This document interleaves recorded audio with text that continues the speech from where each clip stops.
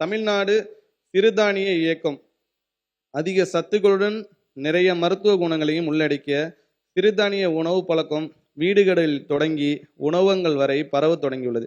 இவற்றின் தேவையை கருத்தில் கொண்டு கம்பு, சோளம், கேழ்வரகு போன்ற சிறுதானியங்களின் சாகுபடி பரப்பு உற்பத்தி இதனை அதிகரிக்கும் நோக்கில் தமிழ்நாடு சிறுதானிய இயக்கம் செயல்படுத்தப்பட்டு வருகிறது.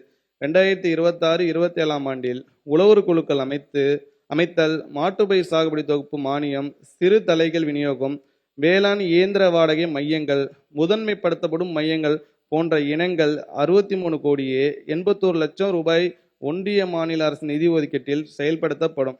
இத்திட்டத்தின் வாயிலாக 11,80,000 ஏக்கர் பரப்பளவில் சிறுதானிய பயிர் சாகுபடி செய்யும் 4,75,000 விவசாயிகள் பயனடைவர்.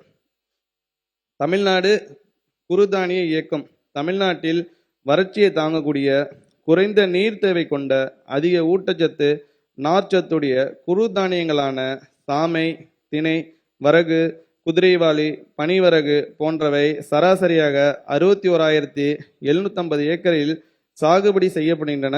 இந்த நிலையில் குறுதானியங்களின் சாகுபடி பரப்பை 2 மடங்காக அதிகரிக்கும் நோக்கில் 2026-27 ஆண்டில் தமிழ்நாட்டில் 29 மாவட்டங்களில் தமிழ்நாடு குறுதானிய இயக்கம் செயல்படுத்த 7 கோடியே 61 லட்சம் ரூபாய் மாநில நிதியிலிருந்து ஒதுக்கீடு செய்யப்படும்.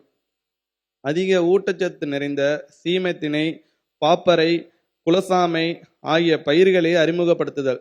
புரதச்சத்து, நார்ச்சத்து, கால்சியம், பொட்டாசியம், இரும்பு, வைட்டமின் ஆகியவை அதிகமாகவும் குளுட்டான், கிளைசிமிக் குறியீடு குறைவாகவும் உள்ள தானிய பயிர்களான சீமை திணை, பாப்பரை மற்றும் குலசாமை ஆகிய பயிர்களை தமிழ்நாட்டில் அறிமுகப்படுத்தும் நோக்கில் அவற்றை சாகுபடி செய்வதற்கு உகந்த தட்பவெப்பநிலை கொண்ட நீலகிரி, திண்டுக்கல், கிருஷ்ணகிரி, சேலம் முதலிய மாவட்டங்களில் 30 லட்சம் ரூபாய் மாநில நிதி ஒதுக்கீட்டில் செயல் விளக்க திடல்கள் அமைக்கப்படும்.